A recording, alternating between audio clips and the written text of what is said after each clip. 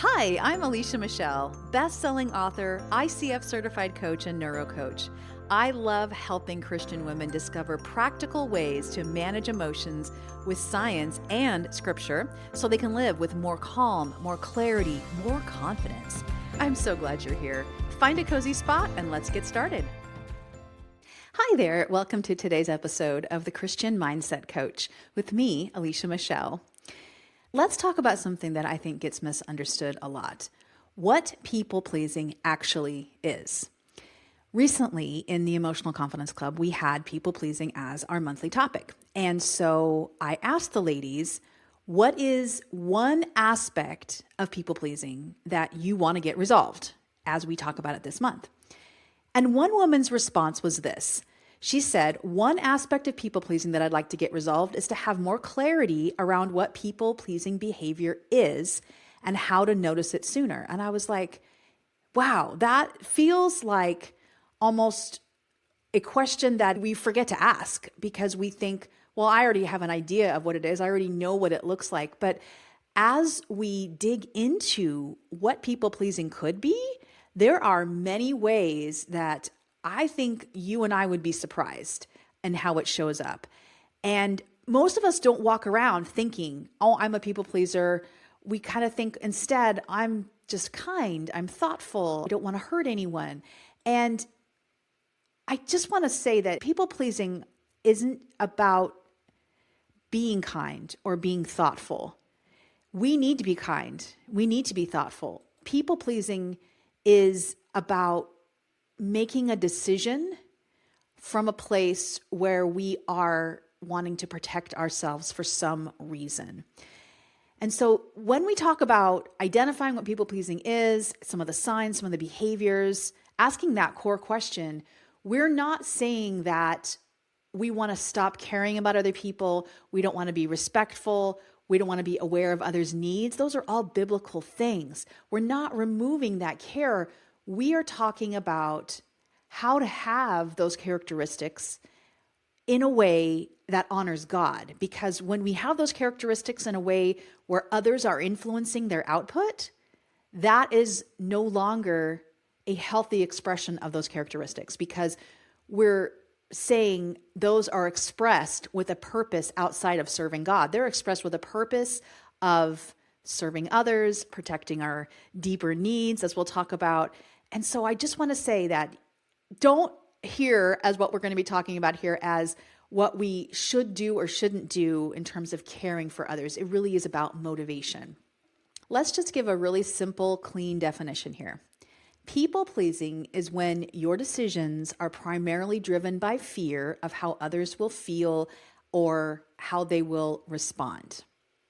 And that can look like fear of rejection. That can look like fear of conflict. That can look like fear of letting someone else down.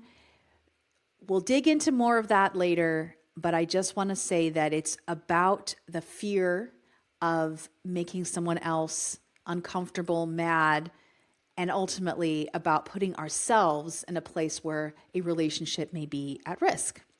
So let me give you some real life signs as I go through these. Just notice what resonates, okay? I've categorized these into separate sections, and as I'm sharing these, I want you to keep track of how many of these sound like you. In fact, if you are listening and you want to use your fingers to count along, like, yep, that can be really helpful.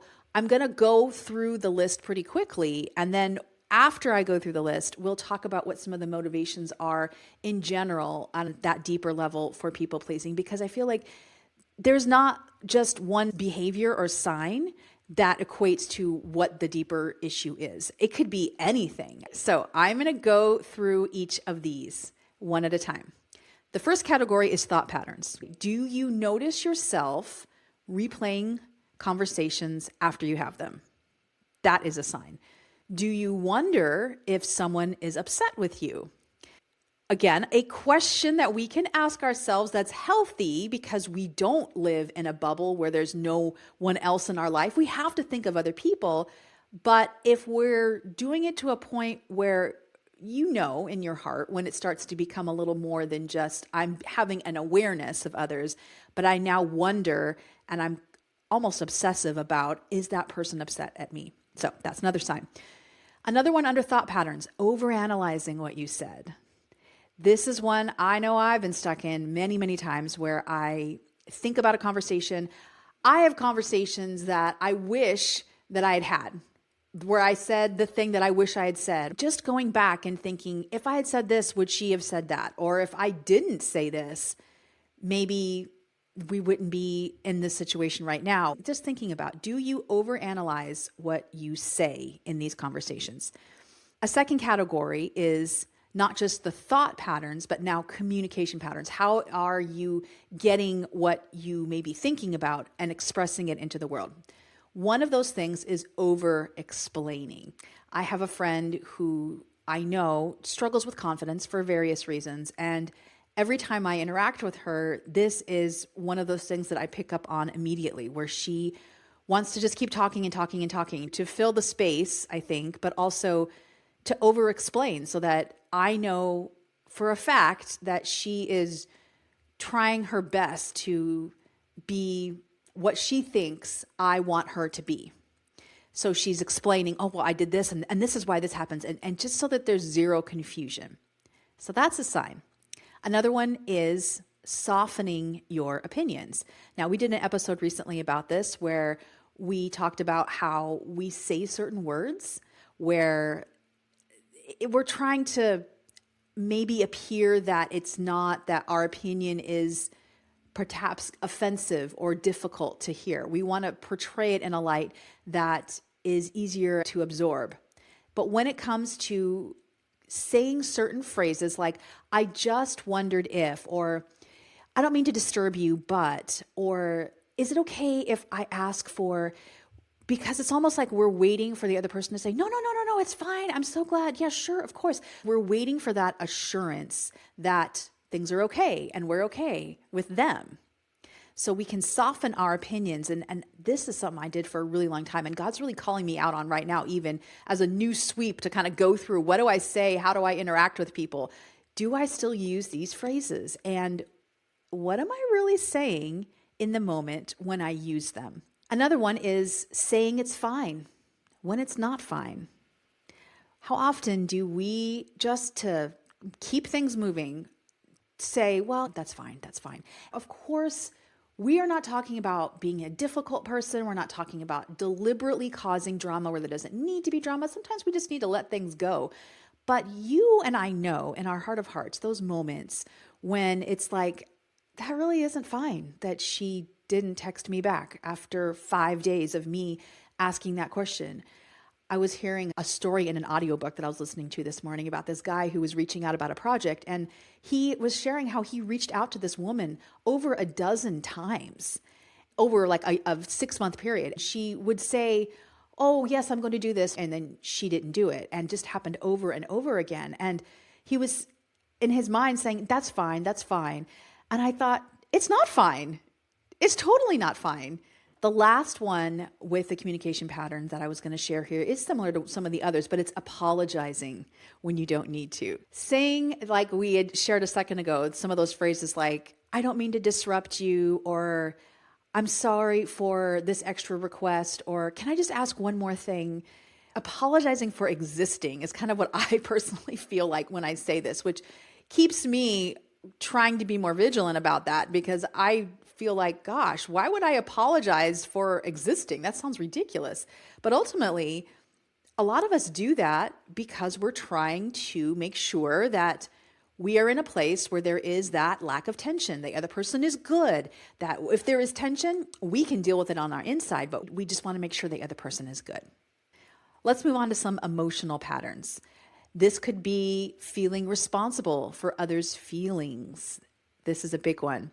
Especially if you are someone who is an emotionally sensitive person, who you can see the feelings and the emotions on other people's faces. You can sense them when you walk into a room, and you feel like, well, I see that she's upset and I don't like that and I want that to be different. And I can see this sometimes as a mom, where I see my kids upset about something, or they're working through something that is a life challenge, and I want to go in there and try to fix it for them. And The intention behind it is to be loving and kind, but do I need to feel responsible for what they're feeling?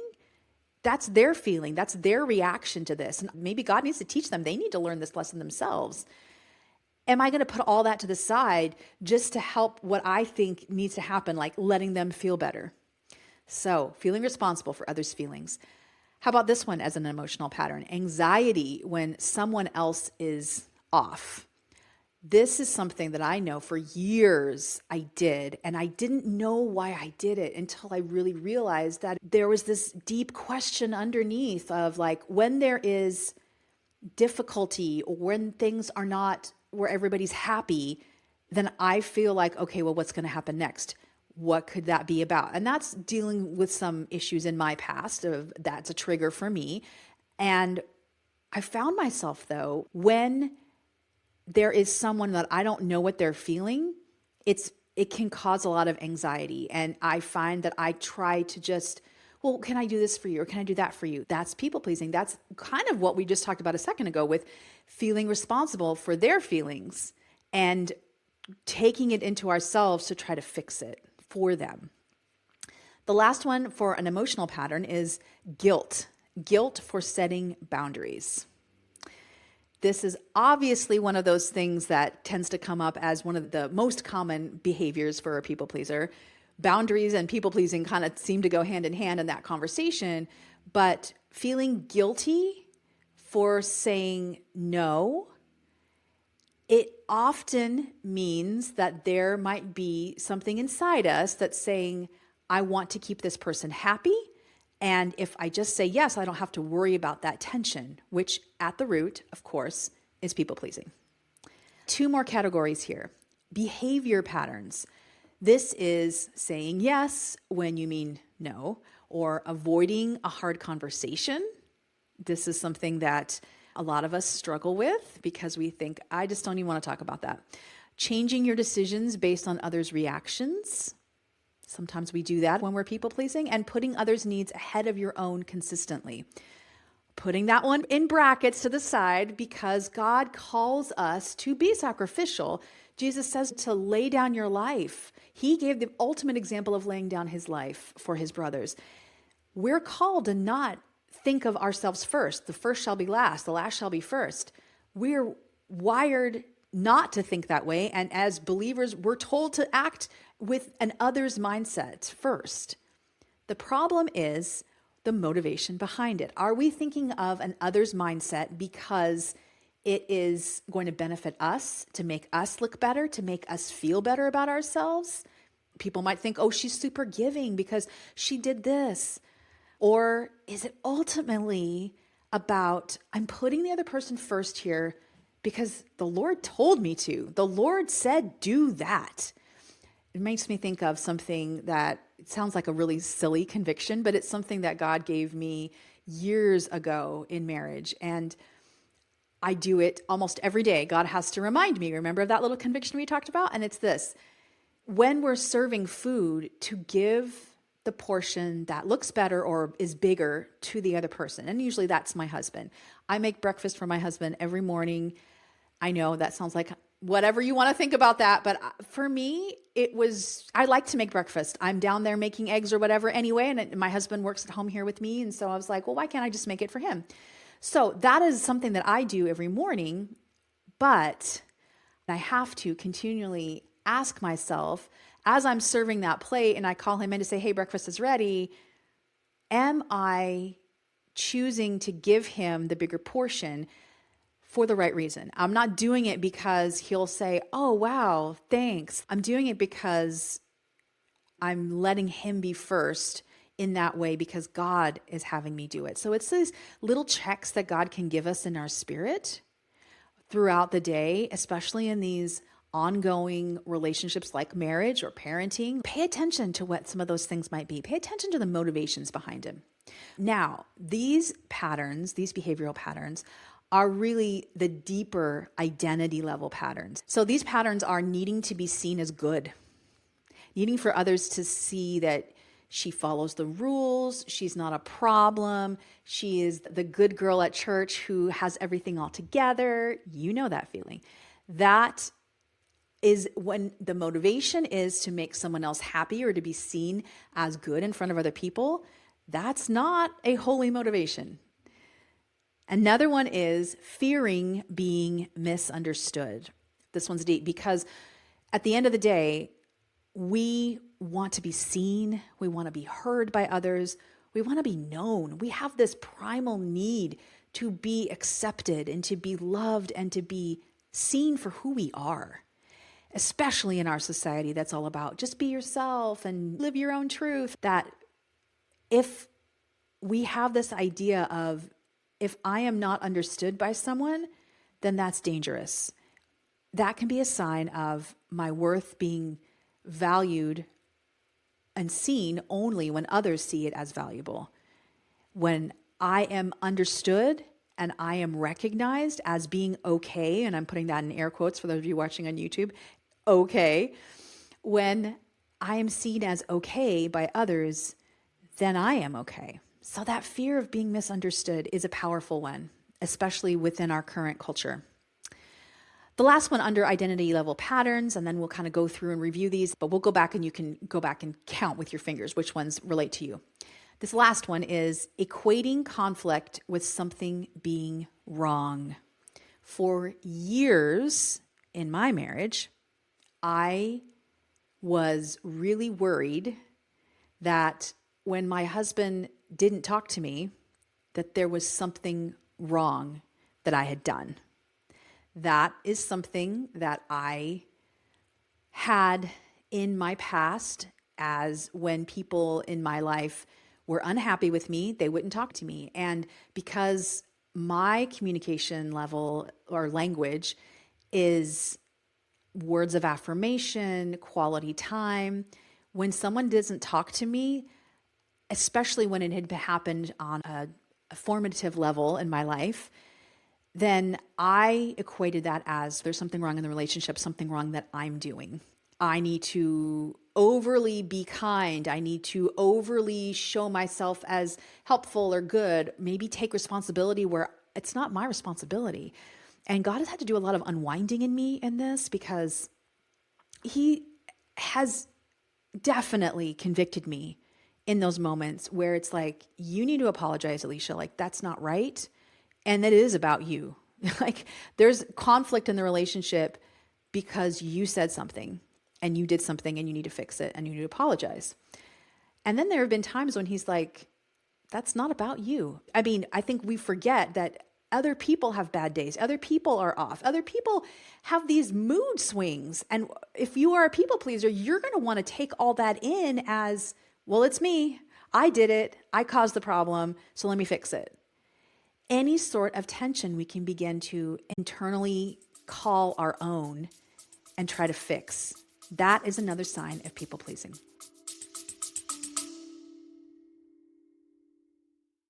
Hey, it's Alicia. Do you replay conversations long after they're over, or feel responsible for how others are feeling? Or how about this? Say yes when you really just want to say no? If you're stuck in that cycle of people pleasing and feeling responsible for everyone else, you are not alone, and there's a reason that your brain keeps going back to these patterns. That's exactly why I created the People-Pleasing Check-In Workbook. It's a simple, self-guided assessment with powerful coaching questions, the kind I ask my clients, to help you understand what's really driving your people pleasing, so you can finally see your patterns more clearly, understand what's behind them, and recognize how they're affecting your relationships and everyday peace. Because understanding the patterns is the first step to getting free from people pleasing. If you're tired of the overanalyzing, the ongoing guilt, and the pressure to keep everyone happy, grab the People Pleasing Check-In Workbook and start your path to more peace, healthier relationships, and renewed confidence. Find it at aliciamichelle.com/people-pleasing. That's aliciamichelle.com/people-pleasing. Let's go to the top now, and let's look at these different signs by category. Let's count them and see which of these you can resonate with most. All right, starting at the top with thought patterns. replaying conversations afterwards, wondering if someone is upset with you, overanalyzing what you said. Moving on to communication patterns, over-explaining, softening your opinions, saying it's fine when it's not fine, apologizing when you don't need to. Emotional patterns, feeling responsible for others' feelings, feeling anxiety when someone is off, feeling guilt for setting boundaries. Behavior patterns, saying yes when you mean no, avoiding hard conversations, changing your decisions based on others' reactions, putting others' needs ahead of your own consistently. Identity level patterns, needing to be seen as good, fearing being misunderstood, and equating conflict with something being wrong in the relationship. Okay, so I am not going to give you the quote scientific estimate that if you struggle with people pleasing, it's 7 out of these 10 things will mean that you probably struggle, or, I'm not going to make up something like that because this is an informal quiz. I just want us to have a chance to look through some of what these behaviors are and for you to kind of recognize, how am I showing up in this? Where do I see myself doing some of these things? So I guess the quiz part of it would be that if you notice several of these patterns consistently showing up in your life, not just once in a while, but consistently, then there's a really good chance that people pleasing is playing a bigger role than you may have realized in your life. This is a great way to kind of do a gut check, because we're not saying that we want to be people who are wrong to care about what other people think in terms of gospel-centered love. It's not wrong to want to be liked by others. That's not wrong. We are wired with the connection desire with others. God gave us that. And part of that connection is learning how to do things that make other people happy. That's good. The real question behind all of this is, what is driving your decisions? That's the real question behind it. As we dig into this more, I want to uncover what some of the deeper patterns are. And I didn't separate these out by some of the different behaviors because these patterns could show up with any of these behaviors. I'm just going to share 6 of them here. And I want you to, again, take this in, absorb some of these things, and begin to notice if this is something that could be part of your story. And as you hear these, I want you to know again that there are reasons why these may be true in your life, that the reasons why we do these behaviors aren't just necessarily flippant. They're based on brain-based specific neurological patterns that have been there. And so we want to look at these things with compassion, not with shame, not with telling ourselves we're bad. I encourage you to take that dialogue and put that to the side and cover it with love, because we want progress in these areas. If we can listen to some of these things with that voice of compassion and that voice of love and acceptance that Jesus has for you right now, it's not that he is only going to accept you when these things aren't in your life. The word says that while we were sinners, Christ died for us. While we have these broken parts inside us, or these areas that have motivations that need to be realigned with his spirit, look at it from his perspective, okay? So let's just talk about these quickly, these 6 issues that could be behind some of these patterns that we're seeing. The first one is called fawning. Now, you may not be familiar with this concept, but you've heard of the fight or flight response. When we are in a survival situation, a lot of times our body wants to go into either fight, meaning like fighting the enemy, or flight, running from it. There's actually 4 responses. So there's fight, there's flight, there's also freeze, and there's fawn. Now, freeze is kind of obvious. We get stuck in indecision. We don't know what we're doing. But fawn is one that gets forgotten about or maybe doesn't get talked about as much, but it's definitely part of this conversation of people pleasing. So fawning is in the moment as a reaction to survive. It's doing whatever someone else wants in order to keep the peace. It is that instinctual, okay, sure, just whatever kind of feeling. You may have seen this modeled in your home growing up. You may notice this to be true in certain relationships and not others. Interestingly, I know that in certain relationships in my family or in certain situations, I instantly jump to that role because I am worried about the tension escalating. I'm worried about someone being mad at me or things being out of control. And so my reaction often is to fawn. So when we have these things where we have a realization, we can ask ourselves, what does it mean if someone is mad? What does that mean if someone's mad at me? There may be a core memory associated with someone being mad at you. There may be a trauma in your life where there was something pretty awful that happened that was around anger. Or it might be something as simple as if someone is mad at me, they leave me. I have a story, and it sounds so funny to say as a 51-year-old woman, but these formative experiences as children, they shape us. So in fourth grade, I had a best friend. Her name was Kathleen. And I can remember doing so many fun things with Kathleen. Kathleen was super funny and sweet. And we just did lots of stuff together. We were little kids. And then one day, from at least looking back, my perspective, and maybe I wasn't aware of it as, I guess, a 9-year-old, kind of what the age when you're in fourth grade. One day, Kathleen said, I don't want to be your friend anymore. I don't want to hang out with you.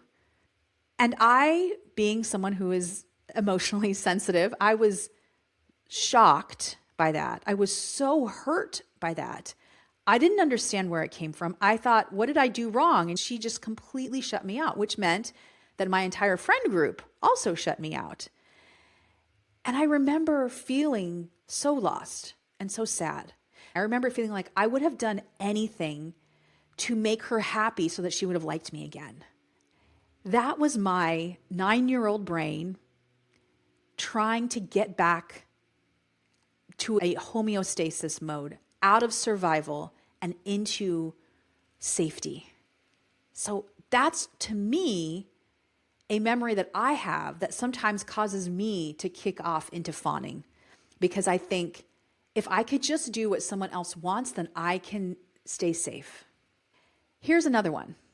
Somewhere you may have learned that having needs was selfish or wrong or inappropriate, or it just took too much time. And we were told, just deal with it. Or maybe it was dealt with, but it was with an attitude of annoyance. And so what was internalized was, I'm not worth the effort. I remember distinctly, this was one of the first aspects that I had to work through with people pleasing, was feeling like I bothered people. And sometimes it still kind of pokes up every once in a while. And I have to go, this is a need that I have. And honestly, I need to not care if it's a bother for someone, not in a disrespectful way, but if it truly is a need that I feel like God is saying, you need to talk about this or you need to address this, then it has nothing to do with them. I need to get this need addressed. You may have learned to not ask others since you got that negative response. And for me, this work had to be done first by God advocating for that part of me, because I thought, I don't really care.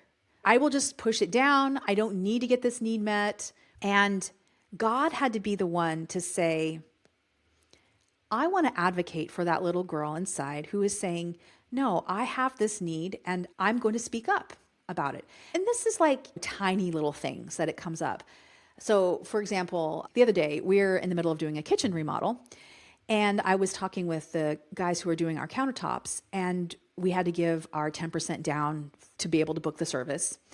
And I had seen on there that if we paid in cash, then we would get a small discount off of the price.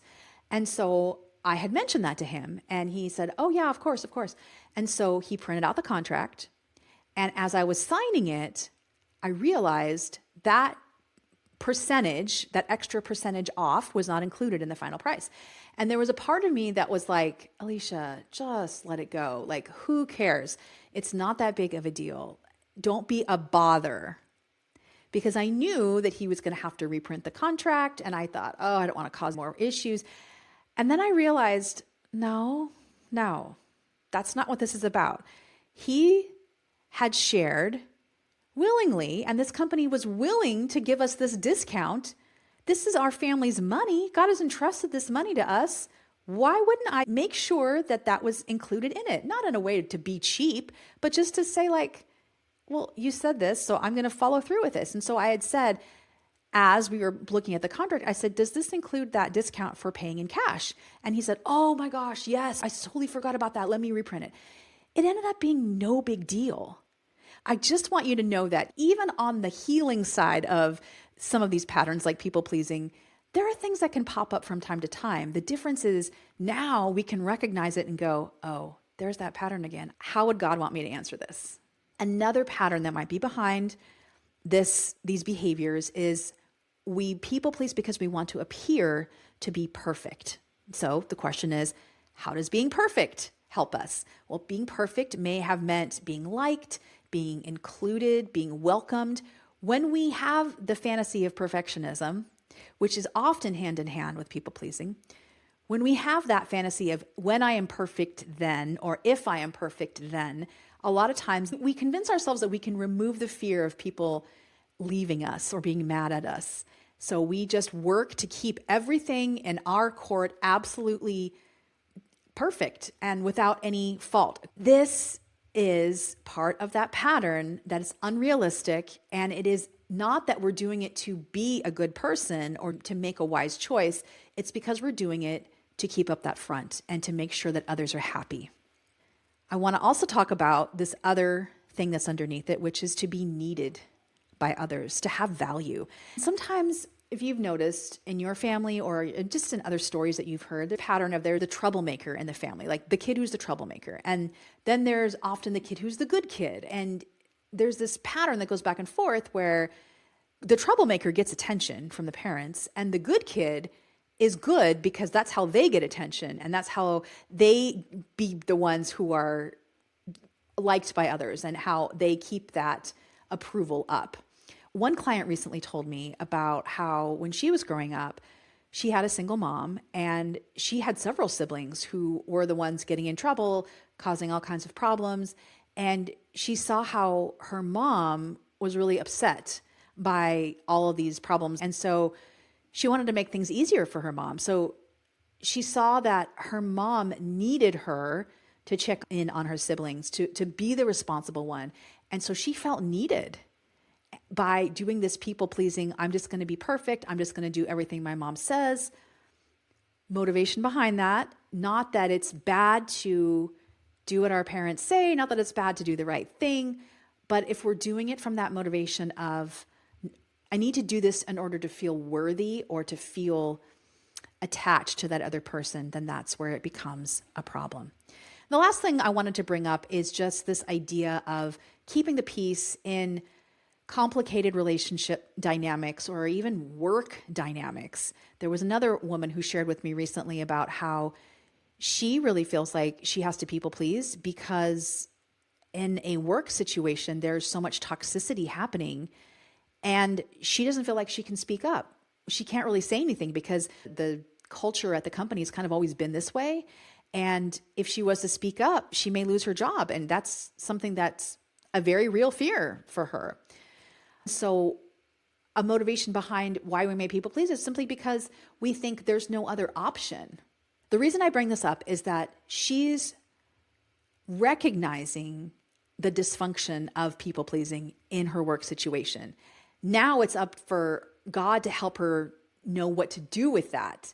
But it starts with saying, oh, this is why I'm acting like this. This is why I don't feel like incongruency with my thoughts of how I want to be and how I actually am acting, and that I act in these different ways because this is the root cause behind it. Now, after saying all of that, do you see why it is impossible for us to just set a boundary or just say no when there are these patterns and behaviors that are underneath why we are people pleasing? It's foolish even for us to try to do that, even though we feel like that's the right answer. Of course, it's the right answer, but we have to first build a bridge from where we're at to where we want to be with setting boundaries and doing that work.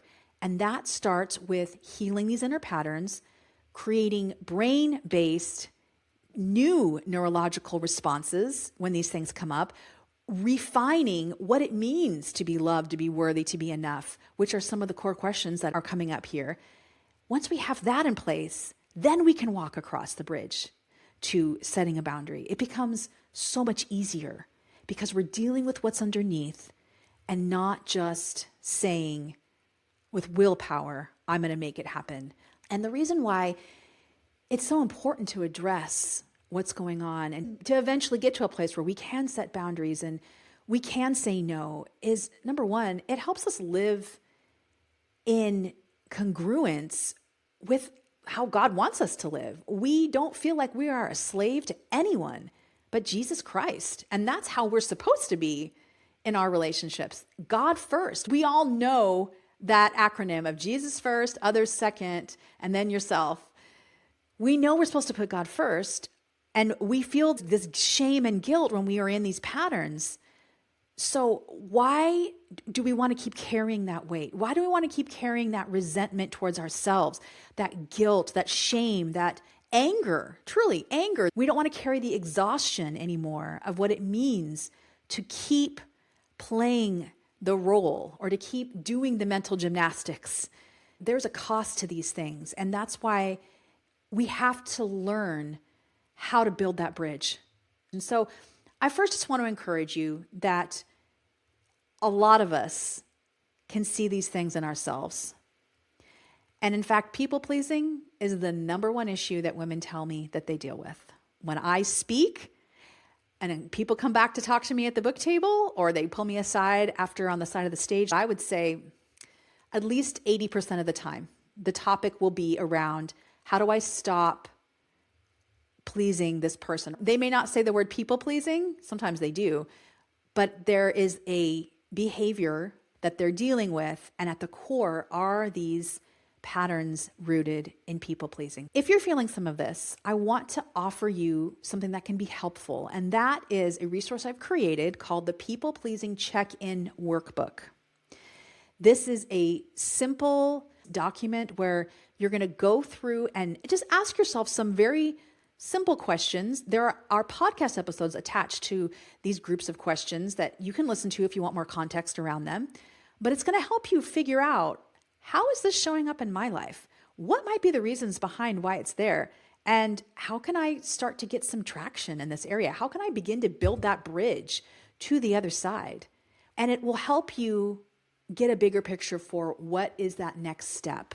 So if you're interested in that, you can find that at aliciamichelle.com/people-pleasing.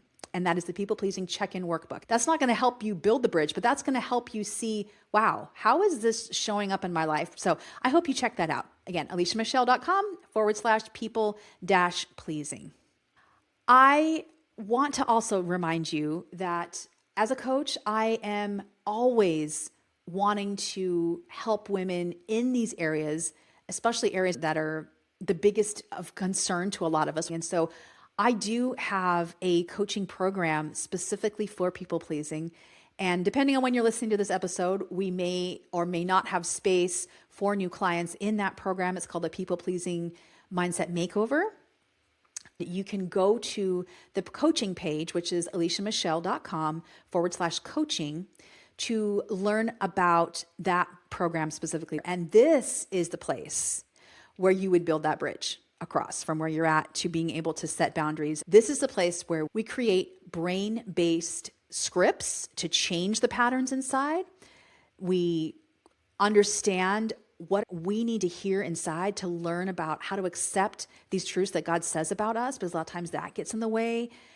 And we do very specific neurological work to change these things. This is what I've been trained in as a neuro coach. And by God's grace, led hundreds and hundreds of women through these processes. And it's just transformational when you can live out truths from Romans 12:2 that says, renew your actions, renew your behavior by renewing your mind. So if that's interesting to you, I would love to talk to you more about it. You can go to aliciamichelle.com/coaching and see what is available right now in terms of space in the People-Pleasing Mindset Makeover. Best thing to do is just to get on there and apply. There is a call that you would have with me, and we would talk more about where you're at. I just wanted to give those as resources because I think sometimes when we can have an episode like this, so I hope that those are encouraging and helpful for you. All right, friend, take care, and I look forward to talking to you next week on the podcast. Bye-bye. Hey, thanks for joining me today. For full show notes and helpful next step resources, visit aliciamichelle.com/podcast. And if you enjoyed this episode, I'd be honored if you'd leave a 5-star rating and review. Thanks for being here. I'll see you back next week.